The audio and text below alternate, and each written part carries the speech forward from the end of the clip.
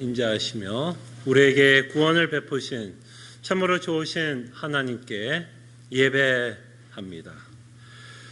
오직 여호와는 그 성전에 계시니 온 땅은 그 앞에서 잠잠할지니라. 아멘.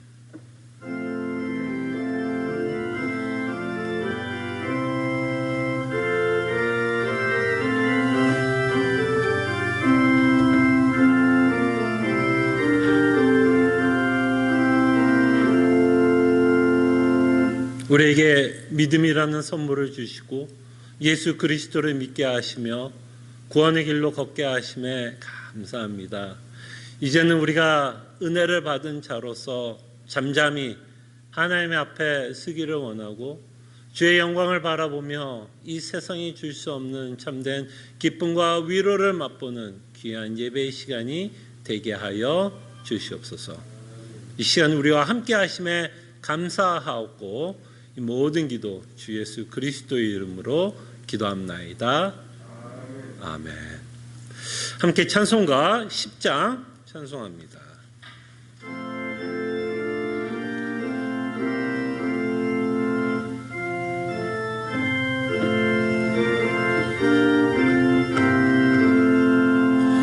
전능왕 오셔서 주의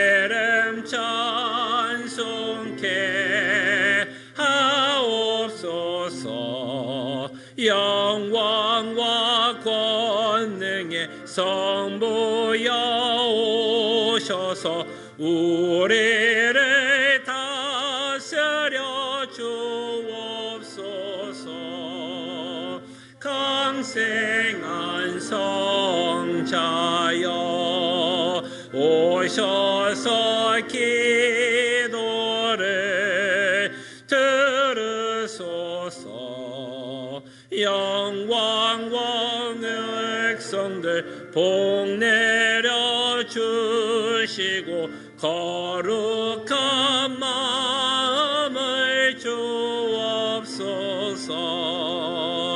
외로의 주 성령 오셔서 큰 증거 주옵소서.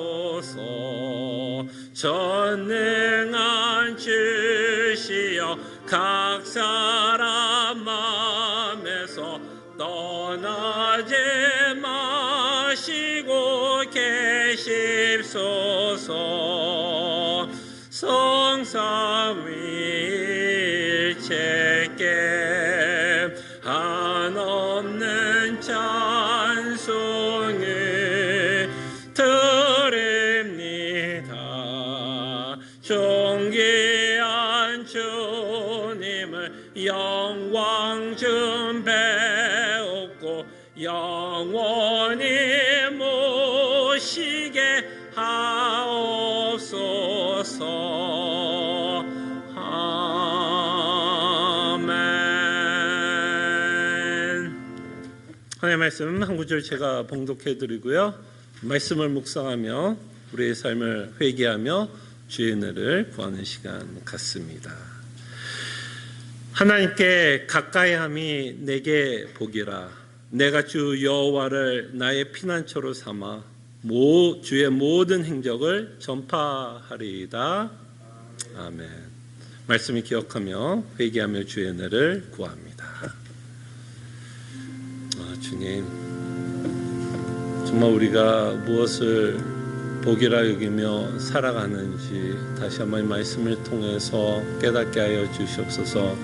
이 시편 기자가 고백하는 것처럼 이 고백이 나의 고백이 되게 하여 주시옵소서. 하나님께 가까이함이 내게 복이라. 이거보다 더 큰 복이 없음을 저희들이 깨닫고 살아가는 한 해가 되게 하여 주시옵소서. 주의 은혜를 구하는 귀한 시간이 되기를 원합니다. 다시 한번 주께서 베풀어 주신 하늘의 복을 사모하며 하나님께서 베풀어 주신 은혜에 감사하며 살아가는 주의 백성 되게 하여 주시옵소서. 주님 감사합니다. 아버지,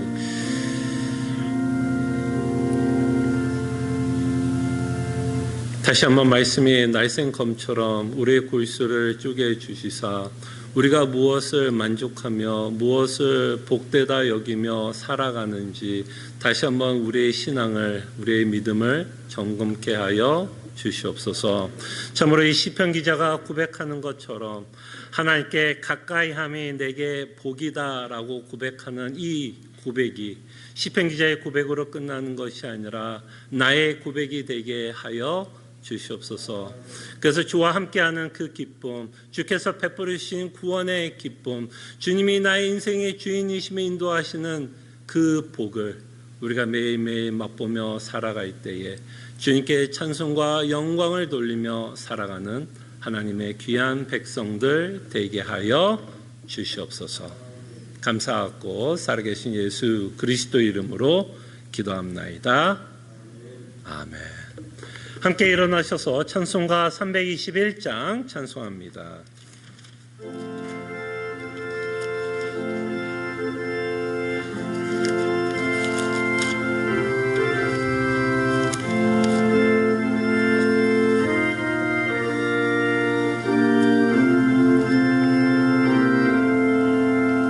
날 대속하신 예수께 내 생명 모두 드리니 늘 진실하게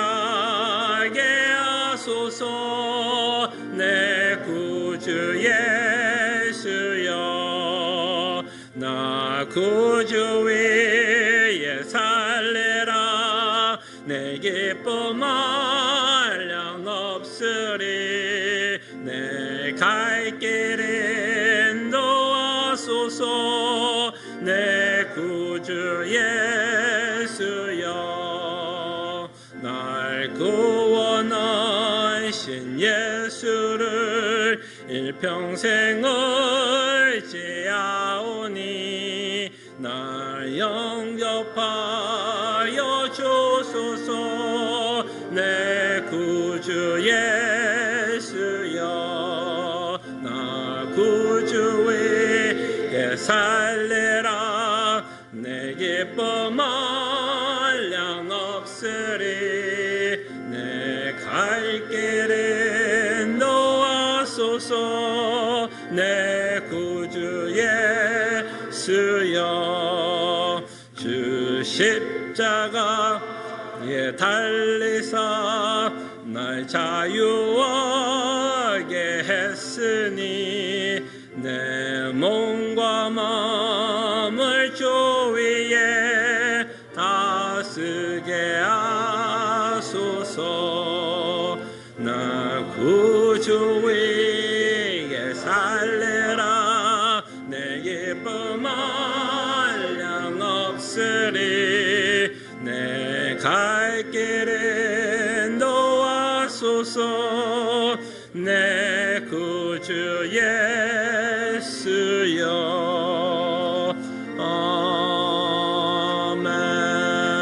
아멘. 함께 시편 교독합니다. 하나님이여 내 마음을 정하였사오니 내가 노래하며 나의 마음을 다하여 찬양하리로다.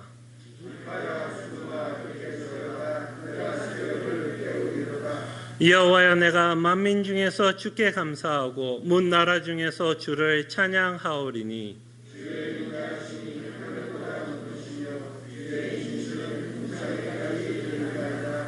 하나님이여 주는 하늘 위에 높이 들리시며 주의 영광이 온 땅에서 높임 받으시기를 원하나이다.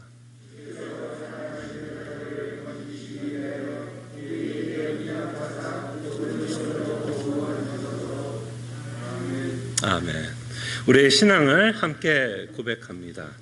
전능하사 천지를 만드신 하나님 아버지를 내가 믿사오며 그 외아들 우리 주 예수 그리스도를 믿사오니 이는 성령으로 잉태하사 동정조 마리아에게 나시고 본디오 빌라도에게 고난을 받으사 십자가에 못 박혀 죽으시고 죽은 자 가운데서 다시 살아나시며 하늘을 오르사 전능하신 하나님 우편에 앉아 계시다가 주로서 산 자와 죽은 자를 심판하러 오시리라. 성령을 믿사오며 거룩한 공예와 성도가 서로 교통하는 것과 죄를 사하여 주신 것과 몸이 다시 사는 것과 영원히 사는 것을 믿사옵나이다. 아멘. 자리에 앉으시겠습니다. 함께 찬송가 550장 찬송합니다.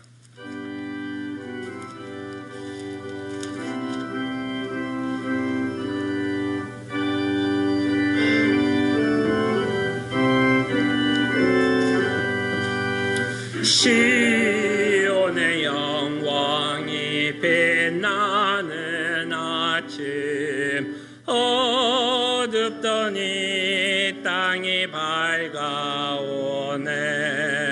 슬픔과 애통이 기쁨이 되니 시온의 영광이 비춰오네.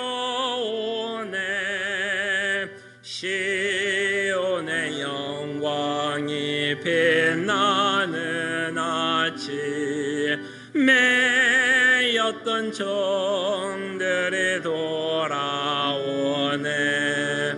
오래전 선지자 꿈꾸던 복을 만민이 다 같이 누리겠네.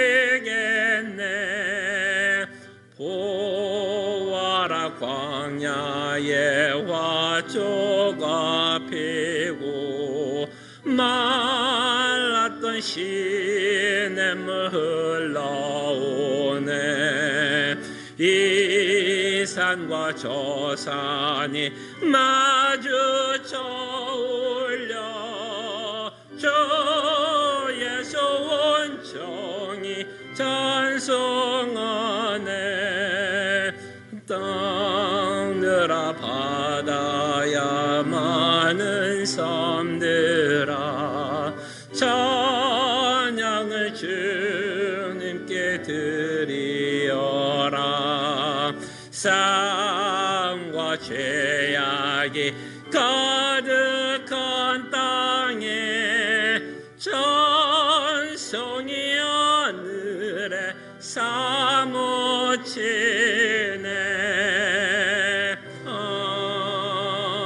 아멘.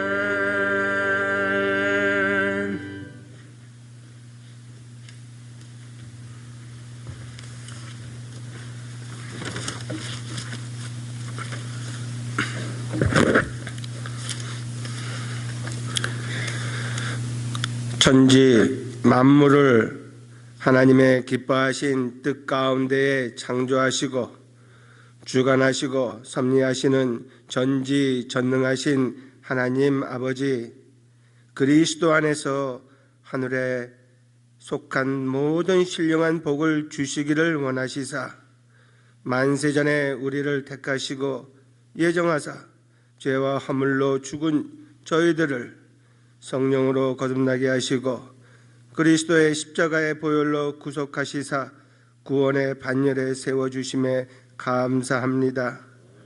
이젠 주의 자녀요 백성된 저희들 이 시간 하나님의 구원의 은혜의 영광을 찬미하며 진리와 영으로 드려지는 이 예배를 통하여 주님 홀로 영광 받으시옵소서.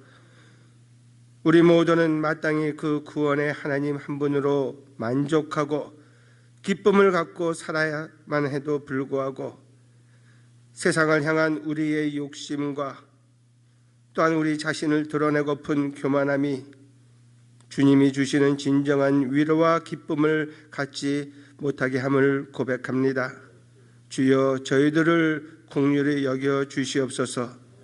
다시금 주시는 하나님의 말씀을 통하여 우리의 마음속에 다시금 정한 마음과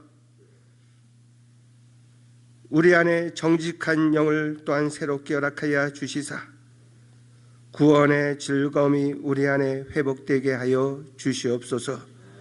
주님, 우리 모두는 죄 중에 태어나 세상에 사는 동안 하나님을 아는 바른 지식이 없어 늘 근심하고 걱정과 두려움 가운데에 살지만 그리스도 안에 우리 안에 소망을 두신 하나님께서 그리스도 날에 우리를 영광으로 인도하실 것을 믿기에 그 소망을 갖고 참고 인내하게 하옵소서.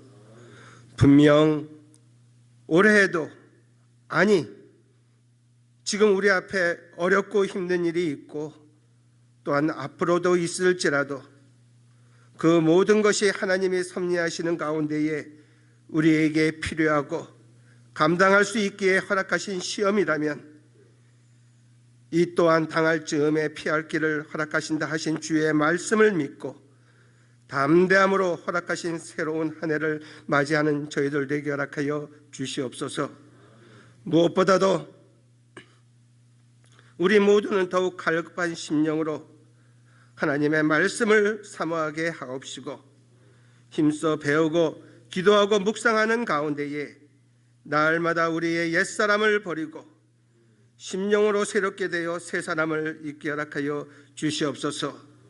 또한 세상의 허탄한 것에 우리의 소망을 두고 기쁨을 찾는 어리석음을 버리게 허락하여 주시고 오직 그리스도 안에서 복음이 주는 참 위로와 기쁨을 만족하며 누리며 사는 우리 모두가 되게 허락하여 주시옵소서.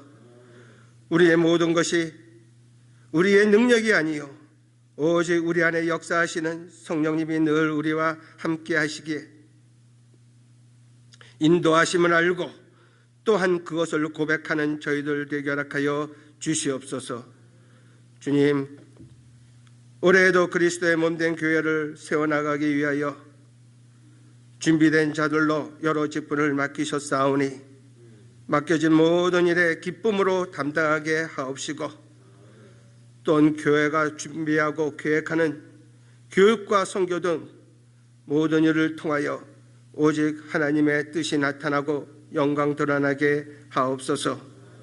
우리와 함께 하나님을 사랑하고 복음을 가르치고 전하는 신학교, 선교지와 교회들을 지켜 주시옵시고 교육관에 우리 자녀들 복음 안에서 양육되도록 사랑하고 헌신하고 봉사하는 교사들과 늘 말씀과 바른 복음을 전하기 위하여 준비하고 고민하고 애쓰는 우리 송 목사님 함께 하시사 영육간의 강건함을 주시고 그의 입을 통하여 전해지는 하나님의 말씀이 들릴 때에 우리 모두에게 놀라운 변화가 있게 허락하여 주시옵소서.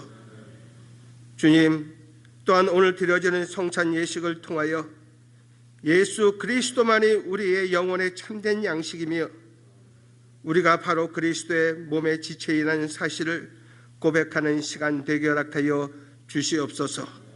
이 모든 말씀 우리 주 예수 그리스도의 이름으로 기도드리옵나이다. 아멘.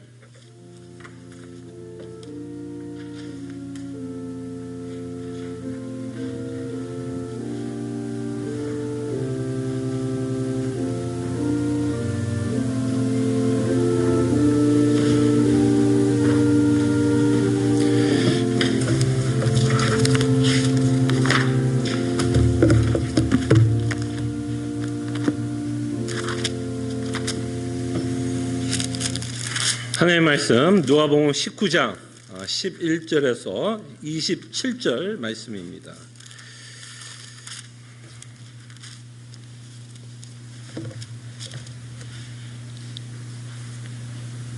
누가복음 19장 11절에서 27절 하나님의 말씀이 이러합니다. 그들이 이 말씀을 듣고 있을 때에 비유를 더하여 말씀하시니 이는 자기가 예루살렘에 가까이 오셨고 그들은 하나님의 나라가 당장에 나타난 줄로 생각함이더라. 이르시되 어떤 귀인이 왕위를 받아 가지고 오려고 먼 나라로 갈 때에 그 종 열을 불러 은화 열 문화를 주어 이르되 내가 돌아올 때까지 장사하라 하리라. 그런데 그 백성이 그를 미워하여 사자를 뒤로 보내어 이르되 우리는 이 사람이 우리의 왕됨을 원하지 아니하나이다 하였더라.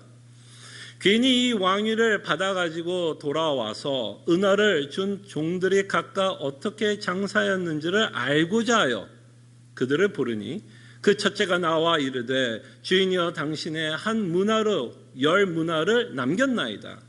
주인이 이르되 잘하였다 착한 종이여 내가 지극히 작은 것에 충성하였으니 10골 권세를 차지하라 하고 그 둘째가 와서 이르되 주인이여 당신의 한 문화로 5문화를 만들었나이다. 주인이 그에게 이르되 너도 5골을 차지하라 하고 또 한 사람이 와서 이르되 주인이여 보소서 당신의 한 문화가 여기 있나이다. 내가 수건으로 쌓아두었나이다. 이는 당신이 엄한 사람인 것을 내가 무서워함이라. 당신이 두지 않는 것을 취하고 심지 않는 것을 거두나이다. 주인이 이르되 악한 종아 내가 내 말로 너를 심판하노니 너는 내가 두지 않는 것을 취하고 심지 않는 것을 거두는 엄한 사람인 줄로 알았느냐. 그러면 어찌하여 내 돈을 은행에 맡기지 아니하였느냐. 그리하였으면 내가 와서 그 이자와 함께 그 돈을 찾으리라 하고 곁에 섰는 자들에게 이르되 그 한 문화를 빼앗아 10문화 있는 자에게 주라 하니 그들이 이르되 주여 그에게 이미 10문화가 있나이다. 주인이 이르되 내가 너에게 말하노니 무릇 있는 자는 받겠고 없는 자는 그 있는 것도 빼앗기리라. 그리고 내가 왕됨을 원하지 아니하던 저 원수들을 이리로 끌어다가 내 앞에서 죽이라 하였느니라. 아멘. 저희들이 이제 몇 주간 계속해서 저희들이 좀 비유를 저희들이 좀 살펴보고 있습니다. 저희들이 비유를 살펴보면서 좀 공통적인 주제가 있다면 이 비유 안에서 우리가 살펴봤던 내용들은 예수님의 재림에 관한 비유들을 저희들이 살펴보게 되었습니다. 그래서 저는 끊임없이 비유를 여러분들에게 설교하면서 저희들은 다가올 예수 그리스도의 재림을 소망하면서 살아야 할 것을 누차 여러분들에게 말씀드렸습니다. 다가오는 하나님 나라를 바라보며 살자라는 것이 제 설교였던 주된 내용이었습니다. 자, 그럴 때 우리는 조금 오해가 있을 수 있을 것 같습니다. 다가오는 하나님의 나라만 바라보면서 삽시다라고 강조를 하면 우리 안에는 또 어떤 오해가 생길 수 있느냐면 하나님께서 우리에게 주신 이 땅의 삶은 그럼 소홀히 해도 되는가? 그냥 대충 살아도 되는가? 그냥 하나님의 나라만 그냥 넉넉고 바라보면서 살아도 되는가? 혹시 여러분 기억나세요? 예수님이 승천하실 때 제자들의 모습을 혹시 기억하십니까? 제자들 사도행전에 보면 예수님이 승천하고 그들이 마치 넉넉히 있었던 것처럼 우리도 혹시 제가 계속해서 하나님 나라만을 바라보고 재림만 소망하면서 살아갑시다라고 이야기하면 그럼 우리는 이 땅에서 넉넉히 살아가야 되는지에 대한 오해가 있을 수 있고 질문이 있을 거라 생각이 듭니다. 그럴 때 다시 한번 이 새해를 맞이하면서 우리는 여전히 예수님의 재림을 소망하면서 살아갑니다. 그죠? 이것이 우리가 정말 궁극적인 소망입니다. 그래서 요한계시록 통해서 사도 요한은 예수님이 어서 속히 오실 것을 위해서 기도했던 내용을 우리가 살펴봤습니다. 그러나 우리는 여전히 예수님이 재림하지 않는 한 그죠? 우리는 끊임없이 이 땅에서 살아가야 할 때에 우리는 하나님이 요구하는 삶이 있다는 겁니다. 넉넉고 예수님의 재림만을 기다리면서 소망하면서 사는 것이 아니라 예수님의 재림을 기다리면서 소망하면서도 여전히 하나님은 우리가 이 땅에서 살아가면서 우리에게 요구하는 삶이 있다는 겁니다. 그래서 새해를 맞이하여 하나님이 요구하는 그 삶을 올해도 2021년도 끊임없이 살아내는 하나님의 백성이 되기를 소원합니다. 이 비유는 너무나 풍성한 내용을 갖고 있습니다. 사실 이 문화 비유를 준비하면서 이런 얘기까지 해도 되는지 모르겠지만 약간은 후회를 했어요. 내용이 너무 풍성해요. 할 얘기가 너무 많고 그 해야 되는 말을 제가 여러분들에게 전하기 위해서는 너무나 설명이 길어지더라고요. 그래서 저희 짧은 능력으로 이 말씀을 최대한으로 좀 간추리고 요약해서 여러분들에게 말씀을 드려야 된다라는 좀 부담감을 갖고 이 설교를 좀 준비를 하게 되었습니다. 그래서 이 내용이 너무나 많습니다. 여러분들 구절도 보면 알겠지만 굉장히 긴 비유이기 때문에 자칫하면 예수님이 무엇을 말하려고 하는지 큰 산을 놓치고 우리가 비유를 보게 되고 너무나 구체적인 내용을 보게 되면 예수님이 무엇을 말하고자 하는지를 좀 놓칠 수 있을 것 같아서 오늘 여러분들에게 이 비유를 시작하기 전에 저는 여러분들에게 이 비유가 갖고 있는 가장 큰 주제가 뭔지를 먼저 말씀을 드리는 것이 이 말씀을 듣는데 더 도움이 될 거라 생각을 해서 먼저 여러분들에게 이 비유가 갖고 있는 주제, 좀 핵심적인 주제가 뭔지를 말씀을 드리고 나서 저희들이 조금 이 비유를 살펴보는 것이 우리가 이 비유에서 삼천포로 그죠? 빠지지 않게 할 수 있지 않을까 생각해 봅니다. 그때 이 비유는 이렇게 우리에게 말씀합니다. 성도, 여러분 성도는 하나님 나라의 이중도래 가운데 살아갑니다. 이중도래라는 말이 어렵죠? 조금 이따 설명해 드리겠습니다. 어려운 말이 아니에요. 이중도래, 온다라는 말, 하나님 나라에 온다라는 개념에서 우리는 살고 있는데 말씀을 드리자면 이미 우리는 예수 그리스도를 믿는 그 시점 가운데 우리는 이미 하나님의 나라의 백성입니다. 정치적인, 그러니까 통치의 개념에서 성경은 이미 하나님의 나라가 섰다라고 말씀을 합니다. 그런 의미에서 이미 도래했죠. 이미 도래했습니다.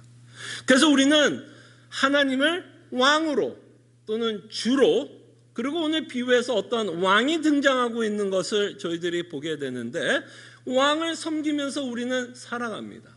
자, 근데 우리는 여전히 뭐를 기다리죠? 아직 도래하지 않는 나라도 기다립니다. 좀 헷갈리죠? 좀 헷갈릴 수 있습니다. 이미와 아직이라는, 이미 하나님의 나라가 섰지만 이 나라는 여전히 완성된 나라는 아닙니다. 통치적 개념에서는 우리가 하나님의 지배를 받고 우리가 하나님의 종으로 백성으로 살아가고 있지만 영역적인 부분에서 그죠? 영역적인 부분에서는 여전히 하나님의 나라가 도래하지는 않았습니다. 그래서 여러분들이 지금 살고 있는 시대는 이 영적으로 굉장히 긴장된 상태에서 살아갑니다. 이미와 아직이라는 그 하나님의 나라의 컨셉을 가운데 그 믿음 가운데서 우리는 살아가요. 그래서 이미 아직이라는 이 텐션 안에는 여전히 이 안에는 뭐가 지배하죠? 이 안에는 여전히 죄성이 있고 타락한 세상에서 그저 세상 왕들이 지배를 하는 그 세계 가운데서 우리는 예수님을 왕으로 섬기면서 사는 삶을 살아가고 하나님의 나라가 완성돼, 즉 재림을 통해서 하나님의 나라가 이제 완성이 되고 우리가 그 나라에 들어갈 텐데 그 날을 우리는 소망하면서 살아갑니다. 그렇기 때문에 우리는 완성된 하나님의 나라를 지금 뭐하고 있죠? 기다립니다. 그것이 제가 지금까지 비유를 통해서 여러분들에게 말씀드리고 싶었던 내용이었고 우리는 이것을 소망하면서 살아갑니다. 그러나 재림하지 않고 있다면 우리는 여전히 뭐 해야 되죠? 우리의 삶을 살아가야 됩니다. 예수님을 왕으로 모시고 살아가야 한다는 거죠. 이 개념이 어렵다면 여러분들이 지금 예수님을 왕으로 모시고 살아가고 있다면 여러분들은 이미 하나님의 나라의 백성이라고 생각하시면 됩니다. 도래라는 말이 좀 어렵다고 그러면 여러분들이 예수님을 이미 왕으로 모시고 있다면 그것이 뭐라고요? 하나님의 나라가 왔다라고. 하나님 나라가 왔기 때문에 여러분들이 예수님을 지금 왕으로 모시고 살아간다라고 생각하시면 될 것 같아요. 자, 그러면서 이 당시 사람들이 하나님의 나라에 대한 오해가 있었어요. 이 비유가 어떻게 시작하는지를 한번 보시기 바랍니다. 언제나 비유를 이해할 때 가장 중요한 게 뭐였죠? 문맥이라고 말씀을 드렸습니다. 예수님이 이 비유를 왜 말씀하고 있는지 그 문맥을 먼저 찾아서 이해하는 것이 굉장히 중요하다고 말씀을 드릴 때에 11절에 한번 보세요. 자, 그들이 이 말씀을 듣고 지금 어떤 상태예요? 지금 예수님 주변에 많은 사람들이 모여서 지금 예수님의 말씀을 뭐하고 있어요? 지금 듣고 있다라고 말씀을 하고 있습니다. 그전에는 뭐 삭개오의 사건도 있었다는 것을 여러분들이 누가복음 읽어보셨으면 알 겁니다. 자, 그들이 이 말씀을 듣고 있을 때에 무슨 얘기를 해요? 비유를 말씀한다라고 이야기를 합니다. 그러면서 예수님이 이 비유를 말씀하시면서 어떤 말을 하시는지가 중요합니다. 비유를 더하여 말씀하시니, 자, 이 비유를 왜 말씀해요? 사람들이 이런 오해가 있다고 말을 하고 있습니다. 이는 자기가 예루살렘에 가까이 오셨고 그들은 하나님의 나라가 뭐라고요? 당장에 나타날 줄로 생각함이더라. 이들이 갖고 있었던 예수님에 대한 뭐가 있었어요? 오해가 있었고, 예수님이 세우려고 하는 하나님의 나라에 대한 뭐가 있었다는 걸 보게 돼요. 오해가 있었다라고 말씀을 하고 있다라는 겁니다. 자, 그럴 때 군중들은 예수님을 누구라 생각했을까요, 여러분? 이 군중들은 예수님이 누구이기를 바랐을까요? 이 군중들은 예수님이 정치적인 메시아가 되기를 원했습니다. 왜? 그들은 지금 로마의 속박이었고, 하나님의 끊임없이 이 속박 가운데서 하나님은 어떤 메시아를 세워서 해방을 갖다 줄 것을 약속하고 있었던 그 내용 때문에 이들은 어떤 메시아를 기다렸냐면 마치 모세와 같은, 다윗과 같은 그런 어떤 왕적인, 이 세상의 왕 같은, 그죠? 왕을 이들은 기다렸고, 이 예수님을 통해서 뭐가 세워져요? 당장이라도 예수님이 예루살렘에 들어가면 당장이라도 뭐가 세워져요? 하나님의 나라가 세워질 것을 이들은 뭐 했어요? 기대를 하고 지금 예수님 앞에서 듣고 있었다라는 것을 보게 됩니다. 자, 그럴 때 이미 여러분들에게, 서론에서 이미 여러분들에게 말씀드린 것처럼 예수님은 정치적인 메시아로 오신 분이 결탄코 아니었습니다. 그는 흠모할 것이 없었고요. 그저 태어나는 순간부터 어떤 정치적인 명예나 부귀, 영화를 누리기 위해서 오신 분이 결단코 아니라는 것은 우리가 그의 탄생을 통해서도, 그의 삶을 통해서도 우리는 충분히 알 수 있습니다. 그때 예수님은 어떤 왕이셨어요? 영적인 메시아로 오시기 위해서 이 땅에 오셨습니다. 그리고 그가 세우려고 하는 나라는 이 땅의 나라가 아니라 영적인 하나님의 나라였다라는 것을 우리는 보게 됩니다. 그래서 우리는 골로새서를 통해서 사도 바울은 이 내용에 대해서 조금 더 설명을 하는데, 예수 그리스도로 말미암아 속량을 받은 자들, 죄 사함 받은 자들은 흑암의 권세에서 하나님의 아들의 나라로 옮기셨다라고 말씀을 하십니다. 그래서 골로새서를 통해서 조금 더 이 예수님이 말씀하시는 그 하나님의 나라에 대해서 조금 더 구체적으로 설명되고 있는 것을 저희들이 보게 됩니다. 그래서 우리는 서신서를 통해서 예수님이 세우시려고 하는 나라는 우리가 보는 정치적인 나라도 아니었고, 사람들이 기대했던 어떤 정치적인 메시아도 아니라 우리의 죄를 속해 주실 왕으로 이 땅에 오셨다는 것을 보게 되고, 하나님의 나라를 세울 것을 우리에게 말씀하고 있다는 것을 보게 됩니다. 그래서 서신서를 보면, 특별히 사도 바울이 쓴 서신서를 보면 여러분들의 시민권이 어디 있다라고 표현하죠? 어디 있다고 표현해요? 하늘에 있다라고 표현을 합니다. 이건 굉장히 중요합니다. 여러분들의 정체성이 무엇인지, 여러분들의 아이덴티티가 무엇인지를 설명하는 굉장히 중요한 영적인 정체성을 말씀합니다. 여러분들은 이 땅에 살아가고 있지만 여러분들의 시민권은 하나님의 나라에 이미 속한 자라는 것을 사도는 예수 그리스도께서 죽으심과 부활과 승천하셨다라는 이 역사적인 사건이 갖고 있는 그 메시지와 의미를 우리에게 전달을 합니다. 이것은 여러분들과 제가 조금 더 이해하기 쉬울 겁니다. 여러분들은 이미 여기 계신 분들은 다 두 가지의 시민권을 갖고 계셨을 겁니다. 예. 여러분들이 지금 미국에 살고 있어도, 미국 시민권을 갖고 있어도, 미국 시민권을 갖고 있어도 한국에 방문할 일이 있다고 해서 여러분들이 한국 시민이 되는 건 아니죠. 이미 여러분들이 미국 시민권을 갖고 있다면 여러분들이 한국을 가든 중국을 가든 스위스를 가든 어느 나라에 가든 여러분들의 시민권은 어디에 속한 자예요? 미국에 속한 자이고, 여러분들에게 어떤 일이 벌어지면 여러분은 한국 대사관으로 갑니까? 미국 대사관으로 갑니까? 미국 대사관으로 가셔야 합니다. 그 여러분들이 갖고 있는 여권에 보면 그렇게 기록되어 있을 것입니다. 그래서 여러분들은 비록 우리가 이 땅에 살고 있지만 우리의 시민은 하나님의 나라에 속한 자들이고, 그렇기 때문에 우리의 통치는 미국의 대통령에 의해서 통치를 받는 게 아니라 하나님에게 통치를 이미 받고 저희들은 살아갑니다. 그죠? 그런 의미에서 이미 하나님의 나라는 도래했고 그 가운데서 우리는 이 나라에서 살아갑니다. 자, 근데 이 비유를 보면 믿는 자들도 약간 오해가 있을 수 있는 부분이 뭐냐면, 그들은 하나님의 나라가 당장에 나타난 줄로 생각함이라. 그래서 제가 여태까지 지금 여러분들에게 설교한 것처럼 요한계시록 봐도 사도 예수님 뭐라 그래요? 속히 오실 거라고 말씀하고 있죠. 그때 사도 요한도 어서 오시옵소서라고 기도할 때 그 마음속에는 어떤 마음을 갖고 사도 요한이 기도했을까요? 그냥 딜레이? 늦게 오십시오? 아니 빨리 오십시오. 아마 사도 요한도 그 기도를 했을 때는 속히 예수님이 오시기를 원하는 마음으로 분명히 기도를 했을 것이라고 우리는 충분히 추측할 수 있습니다. 여기에 우리가 조금 오해가 있을 수도 있겠죠. 마치 하나님이 예수님이 당장이라도 올 것 같은 그런 생각을 할 수 있을 것 같은데, 예수님은 아직 오지 않았습니다. 2000년이 흘렀고요.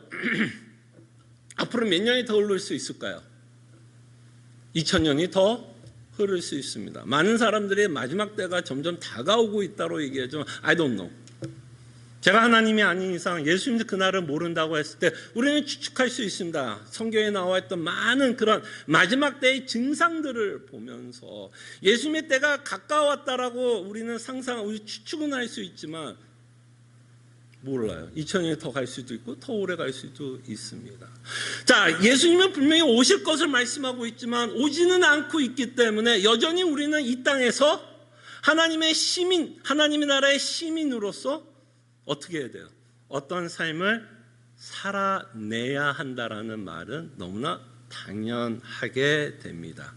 자, 그럴 때 바로 이 내용을 가지고 비유는 말씀하고 있습니다. 예수님이 하나님의 왕으로서 나타나고 있고요. 그리고 우리는 이 땅에서 어떤 삶을 살아야 할지에 대해서 이 비유가 구체적으로 우리에게 말씀하고 있습니다. 자, 이 내용은 여러분들이 이미 탈란트의 비유를 알고 있으면 대략적으로 여러분들은 이 비유가 어떤 내용을 갖고 있는지는 알 겁니다. 근데 이 문화 비유는 탈란트 비유보다는 조금 더 많은 내용이 좀 첨가가 돼 있어요. 그래서 이제 이 설명하는 가운데 여러분 잘 좀 경청해 주시기를 바랍니다. 자, 여기 이제 등장하고 있는 인물이 있죠. 귀인이 있습니다. 귀인이 있는데 이 귀인은 누가 될 거예요? 앞으로 왕이 되어서 돌아올 분입니다. 그러니까 이 귀인과 왕은 사실은 동일 인물이라는 것을 보게 되고, 우리가 이 비유를 통해서 이 귀인과 왕은 누구라고 우리가 추측할 수 있냐면 예수님이라는 것을 우리는 충분히 추측할 수 있습니다. 자, 그리고 여기에는 종이 나옵니다. 종들이 나옵니다. 그럴 때 이제 3명의 종의 내용이 이제 기록되어 있는데요. 자, 이 종들에게 이 귀인이 이제 떠나가는데요. 이 귀인이 떠나가는 이유가 있습니다. 가장 중요한 이유가 뭐예요? 이 귀인이 떠나는 이유가 뭐예요? 왕이 되어 돌아오기 위해서 떠나십니다. 마치 예수님이 그죠? 승천하시고 이제 진짜 이 세상의 왕, 지금은 누구에게만 왕이에요? 누구에게만 왕이죠? 믿는 여러분들에게만 예수님이 왕입니다. 그러나 예수님이 재림할 때는 모두에게 예수님이 뭐가 될까요? 왕이 될 겁니다. 그래서 그 왕은 모든 자들을 심판하실 텐데, 예수 그리스도를 믿는 자들은 그 심판에서 천국으로 들어갈 것이고, 그리스도를 믿지 않는 자들은 영원히 하나님의 심판을 받는 자가 될 것입니다. 그래서 왕으로 돌아올 것을 우리에게 말씀합니다. 재림을 전제로 하고 예수님이 지금 이 비유를 설명하고 있습니다. 근데 이제 문제는 뭐예요? 이 왕이 언제 돌아올지는 알아요, 몰라요? 모른다라는 거예요. 마치 이 내용은 열처녀의 비유와도 비슷하죠. 제가 여러분 유대인들의 갖고 있는 결혼 풍습에 대해서 말씀하셨을 때에 신랑이 온다라고 얘기했을 때 신랑이 언제 나타나는지는 모르기 때문에 그 처녀들은 뭐 해야 된다 그랬죠? 끊임없이 그 신랑이 언제 올지 모르기 때문에 뭐 해야 돼? 기다리고 준비해야 한다라는 그 내용을 여러분들에게 열처녀 비유를 통해서 말씀드렸습니다. 그 비슷한 내용이에요. 왕이 떠나는데 왕이 언제 돌아올지는 몰라요. 귀인이 떠나서 왕이 되어서 돌아올 텐데 그 왕이 정확하게 언제 떠날지는 모릅니다. 자, 그 내용이 이제 중요한 내용 중에 하나고, 또 하나의 가장 중요한 내용은 뭐예요? 이 왕이 떠나면서 그냥 떠나지는 않았어요. 이 귀인이 떠나면서 그냥 떠나지는 않았습니다. 이 귀인은 떠나면서 10종에게 어느 정도의 문화를 나눠주고, 그 문화, 그 당시 이제 화폐 단위였는데요. 그 문화를 가지고 이제 뭐를 맡겼죠? 장사하라고 맡겼습니다. 그러니까 태스크를 줬죠. 마치 무슨 뭐를 용서하는 것 같아요. 우리가 이 땅에서 하나님의 백성으로서 우리가 어떤 일을 해야 되고 하나님이 요구하고 있는 삶이 있다라는 식으로 이 비유를 통해서 우리에게 말씀하고 있는 것을 보게 됩니다. 자, 근데 이 비유가 갖고 있는 가장 좀 재미나는 일이 있어요. 자, 여기에 이 비유에 삽입되고 있는 내용이 이제 달란트에서는 삽입되어 있지 않는 내용 중에 하나가 뭐가 있냐면, 이제 이 귀인이 이제 왕을 얻기 위해서 이제 왕이 되기 위해서 떠나고 이제 왕이 되어서 이제 돌아올 건데, 이 귀인이 왕이 되지를 않기를 원하는 자들이 있었다라고 표현합니다. 그걸 원하지 않았던 자들이 있다라는 거죠. 자, 그럴 때 이것은 누굴까요, 여러분? 이따가도 설명하겠지만 저는 이것이 바로 악한 종의 모습이라고 생각을 듭니다. 예수님을 왕으로 모시지 않았기 때문에 예수님이 요구하는 삶을 살지 않고 있는 이 악한 종의 모습을 보게 되고, 또 이 예수님이 왕이 되지를 않기를 원하는 건 사실 일반적으로 어떤 자들일까요? 모든 믿지 않는 자들, 그죠? 예수 그리스도를 믿지 않는 자들은 사실은 다 예수님이 왕이 되기를 거부했고, 예수님이 십자가에 죽으시는 것을 보면서 모든 군중들은 예수님이 왕이 되는 것을 거부했고 그를 뭐 해버렸어요? 죽이기까지 하고 있었다라는 것을 저희들은 보게 됩니다. 그래서 어쨌든 이 비유 가운데 이 귀인이 있고, 이 귀인은 왕으로 돌아올 건데, 이 귀인이 왕이 되지를 않기를 원하는 자가 있다라는 것을 저희들이 보게 됩니다. 그래서 이제 세월이 흘렀습니다. 세월이 얼마나 흘렀는지는 저는 잘 모르겠어요. 비유의 중요한 내용은 아닌 것 같아요. 이 귀인이 떠났고 문화를 종들에게 맡겼고 그는 왕이 되어 돌아왔습니다. 재림이 되어 예수님이 재림해서 왕으로 이 땅에 오셨다고 생각했을 때에, 자, 이 왕은 이제 정산을 합니다. 그죠? 정산을 합니다. 여러분들 굉장히 탈란트의 비유도 비슷한 내용이 있지만 이 문화 비유를 통해서도 정산을 하게 됩니다. 그래서 이 정산을 시작하는데 이제 재미나는 내용들이 이제 기록되어 있습니다. 3명의 종이 나오는데요. 이 3명의 종 가운데서 다 살펴보지 않고 첫 번째 종과 마지막 종을 여러분들과 좀 생각을 해보려고 합니다. 자, 10문화 중에 이제 10문화를 받았는데, 한 종은 한 문화를 가지고 몇 개의 문화를 남겼냐라고 기록되어 있냐? 10문화를 남겼다라고 말씀합니다. 그러니까 뭐예요? 지금 이 왕이 요구했던 장사를 열심히 잘했고 이윤도 많이 남겼다라는 것을 보게 됩니다. 자, 이 종이 왕이 요구하는 삶을 살아냈다라는 것도 굉장히 중요한 내용이고, 우리가 이따가 또 살펴는 보겠지만, 제가 좀 눈여겨보는 것은 이렇게 열심을 다해서 문화를 장사하면서 이윤을 남겼던 거에 대한 이 왕의 뭐라 그럴까요? 이 왕의 반응이 저는 굉장히 흥미로웠습니다. 첫째는 뭐라고 하셨냐면 칭찬을 합니다. 네, 칭찬을 해요. 네. 작은 것에 충성을 했다라고 이야기하고 칭찬을 하고요.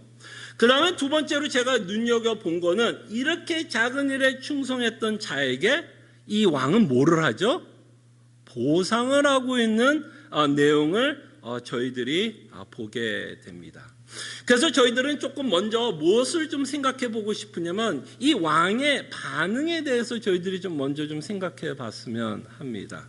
자, 그럴 때 분명히 이 왕은 이 종을 칭찬했습니다. 칭찬을 했죠. 근데 칭찬의 내용은 칭찬같이 들려요? 여러분 곰곰이 좀 잘 생각해 보세요. 분명히 이 왕은 10문화를 남긴 자에게 뭐 했어요? 칭찬했어요, 안 했어요? 칭찬했어요. 칭찬의 내용이에요. 근데 곰곰이 칭찬의 내용을 생각하면 칭찬같이 들려요? 약간은 비꼬는 것 같이 들려요. 예수님이 이렇게 말을 했다면 이게 칭찬같이 들리겠지. 야, 네가 진짜 열심히 일해서 큰일 해냈구나, 정말 큰일 했구나 라고 이야기를 했다면 정말 그것이 정말 칭찬같이 들릴 건데, 이 칭찬의 내용에서 예수님은 뭐라고 표현을 해요? 작은 일에. 이게 뭐야, 이게 칭찬. 분명히 칭찬입니다. 근데 칭찬의 내용이 굉장히 역설적인 내용을 갖고 있다는 거죠. 작은 것에 충성했다라면서 칭찬을 합니다. 자, 그럴 때 이제 우리는 왜 예수님은 칭찬을 하면서 너희들이 정말 열심히 다 했구나, 큰일을 해냈구나 보다는 이들이 했던 일의 칭찬이면서 작다라고 표현했을까요? 아마도 우리가 여러 가지를 추측해 볼 수 있는데요. 그 추측 가운데 우리가 좀 추측해 볼 수 있는, 아마 이 문화라고 하는 이 화폐 단위 때문에 예수님이 좀 작다라고 표현할 수 있을 것 같아요. 여러분들이 굉장히 잘 아는 탈란트가 있었고요. 화폐 단위가 달란트라고 있었고요. 근데 문화라는 화폐 단위가 있었다라고 합니다. 그때 이 문화는 굉장히 작은 단위의 화폐였다라고 말을 해요. 그러니까 뭐 열 문화를 이 왕이 종에게 줬다 그러지만 열 문화는 뭐야? 굉장히 작은 돈이었다라고 생각하면 될 것 같아요. 마치 우리에게 뭐 1불 주고 장사하라는 식으로 굉장히 작은 단위였다라고 뭐 많은 신학자들은 말씀을 합니다. 그렇기 때문에 하나님 예수님께서 작은 것을 주었기 때문에 그들이 일한 거에 대해서 작다라고 표현을 하고 있지 않나라는 많은 신학자들의 이야기가 나오고 있습니다. 그래서 화폐 단위가 작기 때문에 이들이 한 일도 사실은 뭐가 될 수밖에 없어요. 작은 단위의 일이 되게 되고, 그래서 작은 것에 충성을 했다라고 예수님은 말씀하고 있다는 거예요. 자, 그럴 때 놓치지 마시기 바랍니다. 작은 일에 충성했다는 거예요. 작은 일에 충성했다는 거예요. 자, 이렇게 이들이 한 일이 칭찬이었음에도 불구하고 이 사람께 좀 칭찬같이 들리지 않는 칭찬으로 예수님이 말씀하십니다. 근데 저는 더 놀랐던 건 있어요. 더 눈여겨본 게 뭐냐면 이 보상이 저는 더 눈여겨지게 됐어요. 여러분, 분명히 예수님 뭐라 그랬어요? 작은 일에 충성을 했다 그러면, 여러분 이치적으로 한번 생각해봐요. 여러분들도 사업을 하고 사장이고 그러면 이 여러분들의 조업원들이 작은 일을 하면 여러분들도 그 조업원에게 작게 보상합니까? 크게 보상합니까? 일부러치의 일을 했으면 여러분들은 그에 맞는 작은 보상을 해요? 큰 보상을 해요? 일부러 일하고 나서 여러분 가게를 줍니까? 그런 사장님들 하나도 없죠. 근데 여기서 보면 대단합니다. 분명히 예수님은 작은 일이라고 했어요. 분명히 작게 일했다고 이야기를 합니다. 칭찬이에요. 작게 일했다고 그러는데 그 작은 일에 비해서는 예수님이, 이 왕이 보상은 어떤 것 같아요? 뭔가 이치에 맞는 보상을 주는 것 같아요? 이치에 맞지 않는 보상을 주는 것 같아요? 이치에 맞지 않는 보상을 주고 있다는 겁니다. 그럴 때 이렇게 열 문화를 남겼던 일 문화를 가지고 열심히 일했던 건 칭찬이 되고, 예수님도 충성했다라고 말씀하지만 작은 일에 충성한 이 일에 대해서 예수님이 이에게 보상하는 건 뭐였을까요, 여러분? 뭐를 보상했다고 말하죠? 열 고을을 맡기셨다고 말합니다. 열 고을. 저는 이게 더 놀랍다라는 거예요. 아니, 분명히 작은 일이라고 이야기하셨는데 왜 이렇게 보상은 뭐죠? 크냐라는 생각이 들었습니다. 그럴 때 저는 이 내용을 통해서 예수님이 우리에게 말씀하시고자 하는 일은 무엇인가 하면 은혜를 설명하고자 말씀하고 있지 않나 생각을 합니다. 은혜를 설명하기 위해서 우리가 한 것보다 더 뭐라고요? 더 많은 것을 채워주시는 하나님의 은혜를 비유적으로 우리에게 설명하고 있다라고 저는 생각을 합니다. 그리고 이 종들도 아마도 이런 생각을 하지 않았을까 생각을 합니다. 여러분들이 만약에 이 종이라면 작은 일을 갖고 작은 이유를 남겼는데 10골을 준다 그러면 여러분들의 마음은 어떨까요? 덥석받았을까요? 당연히 내 거기 때문에, 당연히 내가 받을 권리 내 거야 라는 식으로 받을까? 아니면 와, 도대체 내가 무슨 일을 했는데 이렇게 10골까지 받아라는 어떤 마음에 가까울까요? 당연하게 받는 거라고 생각할까? 아니면 와, 너무 황송하다. 와, 너무 황송하다. 야, 내가 이렇게 작은 일을 했는데 이렇게 나에게 주신단 말이야는 아마도 황송한 마음으로 받았을 것입니다. 그리고 예수님은 끊임없이 종들의 삶에 대해서 끝났을 때 종들은 뭐예요? 그 주인이 원하는 삶을 살아가는 것이 종이고, 그 삶을 살았을 때 그들은 어떤 종일까요? 유익한 종, 무익한 종? 무익한 종입니다. 그들이 아무 일도 안 했기 때문에 무익하다라는 의미가 아니라, 당연히 그 무익하다라는 말에는 어떤 말이 들어있는 거예요? 자신이 당연히 해야 할 일을 했을 뿐이다 라는 의미에서 우리는 무익한 종이다라고 생각을 할 수 있을 것입니다. 그래서 저는 이렇게 일한 거에 비해서 하나님께서 이 왕이 보상을 주는 이 내용을 통해서 다시 한번 우리가 받을 그 하나님의 나라가 얼마나 대단한 건지, 그죠? 예수님이 왕으로 오실 때 우리가 유업으로 받을 그 하나님의 나라가 얼마나 대단한지를 우리에게 설명해 주시기 위해서 이 비유를 우리에게 설명하고 있지 않나 생각을 해봅니다. 자, 그러면서 우리가 또 눈여겨보고 싶은 종이 있는데요. 3명의 종이 나오는데 두 번째 종도 첫 번째 종과 비슷한 내용이기 때문에 저는 이 종을 좀 넘어가고요. 저희가 좀 주목을 받고 싶은 거는 이 악한 종이에요. 이 악한 종을 우리가 좀 이해를 하는 것이 굉장히 중요하다고 생각을 합니다. 이 악한 왕은 이제 이렇게 보니까 주변에 이제 분위기를 보니까 왕이 이렇게 어쨌든 문화의 이윤을 남긴 자들에게 착하고 충성된 종이라고 부르는 거 보니까 이제 이 종은 어떤 마음이 들었을까? 야, 이거 큰일 났네. 약간 무슨 느낌이 들어? 위기감 느꼈을까요? 안 느꼈을까요? 이 위기감을 느꼈겠죠. 왜? 이 종은 뭐 했다 그래요? 문화를 받았는데 그 문화를 수건에 꼭꼭 숨겨 두었다라고 얘기합니다. 이 말은 뭐예요? 예수님이 왕이 요구했던, 이 귀인이 요구했던 장사를 했다는 얘기 하지 않았다는 얘기예요. 그 왕이 요구했던 삶을 이 종은 살았다는 얘기야, 살지 않았다는 얘기야? 살지 않았다라는 것을 우리는 보게 됩니다. 자, 이렇게 이 종은 약간 이제 눈치를 보니까 이 문화의 이윤을 남겼어야 되는데 어찌 이유든 간에 그 왕이 하라는 거 하지 않아서 이제 죄책감을 느끼고 있는 내용이라고 볼 수 있을 때에 이 악한 종은 이제 이유를 댑니다. 자신은 왜 이렇게 한 문화를 남기고 있었는지, 왜 수건에 꼭꼭 숨겨놨는지를 이렇게 설명합니다. 이 종은 이 왕에 대한 어떤 마음을 갖고 있었죠? 어떤 마음을 갖고 있어요? 이 왕에 대한 무서움을 갖고 있었습니다.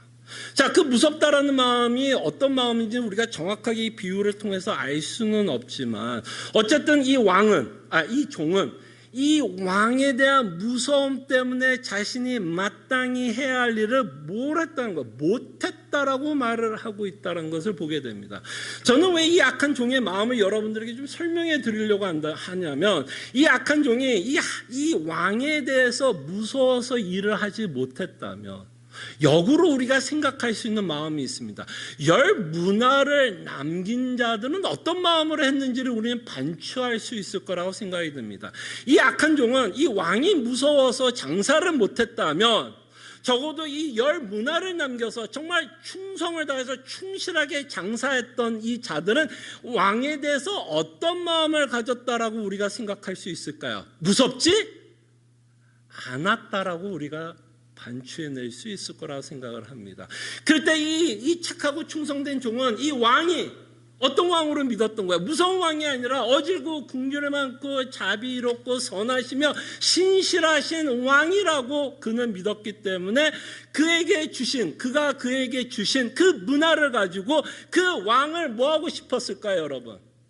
여러분들이 종이라면 여러분들이 그 왕에 대해서 많은 은혜를 받고 살았다면 그 왕이 요구하는 삶을 살아가고 싶지 않겠습니까? 그 장사하라 그랬더라면 그 장사를 열심히 해서 이윤을 남기려고 애쓰지 않았겠습니까?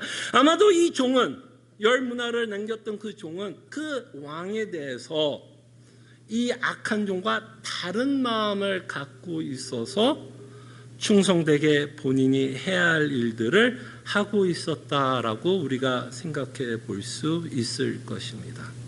자, 그러면서 이 비유는 참 슬프게 끝납니다. 이 악한 종에 대해서는 슬프게 끝나요. 이 악한 종은 어떤 종이었을까요? 처음에 말했던 이 왕이 어떤 걸 원하지 않는, 왕이 되길 원치 않는, 왕이 되지 않는, 왕이 되지를 않기를 원하는 어떤 종의 모습을 그리고 있지 않나 생각이 들고, 이 악한 종은 예수님에게 뭐를 받죠? 심판을 받으면서 이 비유는 끝납니다. 자, 이 비유의 내용이 이 정도로 우리가 좀 이해를 한다면 적어도 이 비유를 통해서 우리에게 요구되는 삶이 뭘까요, 여러분? 예수님이 재림을 우리가 기다리면서 산다면 이 비유를 통해서 우리도 예수님의 재림을 기다리고 왕이 올 것을 기다린다면 이 비유를 통해서 예수님이 요구하는 건 뭘까요? 충성된 자의 삶을 이 왕이 요구하고 있다면 예수님도, 그죠? 예수님도 우리가 이 땅에 살면서 충성된 자의 삶을 살아가야 한다라는 것이 이 비유가 갖고 있는 초점이 된다고 생각을 합니다. 자, 그럴 때 과연 그럼 우리가 충성된 삶이 뭘까요, 여러분? 지금 예수님이 여러분들에게 문화를 나눠줬어요. 문화라는 화폐는 없습니다, 이제. 그죠? 그럴 때 우리 보러 장사하라는 얘기일까요? 그것도 아니죠. 장사하라고 그래서 이윤을 남기려면 저는 어떻게 해요? 그럼 이 말씀대로 살면 모두가 나가서 장사하고 모두가 돈을 남기면 그것이 하나님께 충성된 자입니까? 그건 아니잖아요. 우리가 비유가 그걸 말하고 있지 않다는 걸 알잖아요. 그렇다면 적어도 하나님의 백성으로서 종으로서 이 땅에 살아가는 충성된 자의 삶의 모습은 사실은 어려운 이야기가 아닙니다. 그 내용에 대해서는 사실 조금 더 구체적인 내용이 어디에서 나오는 서신서들을 통해서 나타납니다. 예수님은 어떤 진리를 선포하고 있다면 서신서는 그 진리가 갖고 있는 내용에서 구체적인 적용의 내용들이 굉장히 많이 있다라는 것을 보게 됩니다. 그때 여러분들이 하나님의 나라에 속한 자이기 때문에 충성된 자의 삶이 뭘까요? 서신서에서 누누이 말씀하고 있는 그 삶을 살아내는 겁니다. 그때 조금 더 쉽게 말하자면 어떤 삶을 사는 거예요? 성화의 삶을 산다라고 생각해 보시면 좋을 것 같아요. 성화의 삶. 성화의 삶. 점점 뭐를 해요? 점점 죄를 죽이고. 왜? 우리가 믿고 있는 예수 그리스도, 왕이신 예수 그리스도는 어질고 인자하시며 긍휼하시며 사랑이 많으셔서 뭐까지 하셨어요? 십자가에 죽으시고 그 다음에 권세에 있었던 우리들을 하나님의 나라로 옮기는 엄청난 은혜를 베풀었고 우리는 도래할 앞으로 올 그 완성될 하나님의 나라를 바라보면서 살아가는 자이들이기 때문에 우리는 여전히 어떻게 살아요? 이 땅에서 주님이 원하는, 예수님이 원하는 그 삶을 살아갑니다. 이 땅은 여전히 뭐가 다스려요? 죄가 있고요. 죄성이 남아있고 타락한 세상에 살고 있습니다. 이런 타락한 세상에서 우리는 전투하는 성도로서 살아갑니다. 누구와 전투합니까? 내 안에 있는 죄성과 전투합니다. 내 안에 있는 욕심과 전투합니다. 내 안에 있는 정욕과 전투합니다. 세상 가치관과 전투합니다. 그리고 우리는 끊임없이 예수 그리스도의 성품을 맺고자 살아갑니다. 성령의 열매를 맺고자, 갈라디아에서 나오는 성령의 열매, 즉 예수 그리스도의 성품을 닮고자 열심을 내면서 살아갑니다. 이것이 나의 본성과 어울리지 않더라도 예수님이 원하는 그 성품을 맺고자 애를 씁니다. 그리고 우리는 끊임없이 내가 밟고 있는 그 자리에서, 그죠? 여러분들이 사장이면 사장으로서, 여러분들이 조업원이면 조업원으로서, 여러분들이 엄마면 엄마로서, 여러분들이 아버지면 아빠로서, 여러분들이 할아버지면 할아버지로서, 여러분들이 할머니면 할머니로서 그 자리에 각자 그 자리에서 하나님의 백성으로서 그리스도인으로서 살아갈 때에 그것이 제가 이 비유를 통해서 예수님 말씀한 어떤 삶일까요? 충성된 자의 삶이 아닐까 생각을 해봅니다. 자기를 부인하고 죄를 죽이며 하나님께서 주신 복을 가장 귀하게 여기고 세상 가치관에 속지 않으며 하늘의 신령한 복이 주는 참된 위로와 그 소망을 갖고 이 땅에서 염려와 불안과 답답한 순간에서도, 그죠? 그 순간에서도 하늘의 신령한 복으로 위로받고 사는 자, 저는 이 자들이 충성된 종이다라고 생각을 합니다.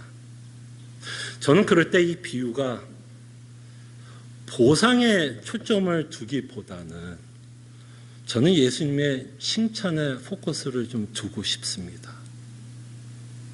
분명히 우리에게 앞으로는 보상이 커요. 하나님의 나라라는 엄청난 보상이 우리 앞에 기다립니다. 근데 정말 우리가 원하는 건 이거였으면 더 좋겠어요. 예수님에게 뭐예요? 칭찬받고 싶은 마음. 무슨 말인지 알겠죠? 칭찬. 보상은 따라올 거고요. 칭찬받고 싶은 마음. 어떤 칭찬? 야, 너 정말 열심히 살았구나. 무슨 열심? 나를 위해서. 하나님의 백성으로서, 종으로서 나를 위해서 참 열심히 성화의 삶을 살았구나. 너가 나를 위해서 자기를 부인하고 십자가를 열심히 지었구나. 그렇게 답답하고 힘들고 그 팬데믹 가운데서도 모든 것이 흔들리고 힘들어질 때에도 내가 주는 하늘의 신령한 복을 의지하고 믿고 그 안에서 참된 위로와 소망을 갖고 살았구나. 정말 여러분, 이 칭찬을 여러분 듣고 싶지 않으십니까? 그렇기 때문에 우리는 이 땅에서 어떻게 살아요? 주님이 원하는 그 충성된 삶을 뭐 하려고요? 살아가려고 합니다. 그래서 새해를 맞이해서 여전히 우리는 예수 그리스도의 재림을 기다리지만 하나님의 나라의 시민으로서 하나님이 우리에게 요구한, 예수님이 우리에게 요구한 그 삶을 살아내려고 인내하고 충성하면서 살아갑니다. 기도하죠. 우리가 함께 기도하기를 원합니다. 저희들이 하나님의 나라에 속한 자고 분명히 우리는 정말 큰 상이 우리를 기다립니다. 그것이 하나님의 나라가 완성된 하나님의 나라를 우리가 기다리면서 살 건데요. 우리는 정말 하나님으로부터 예수님으로부터 정말 칭찬받기를 원하는 종으로서 이 땅에서 살아내기를 우리가 소원하면서 저희들이 기도했으면 합니다. 기도하죠.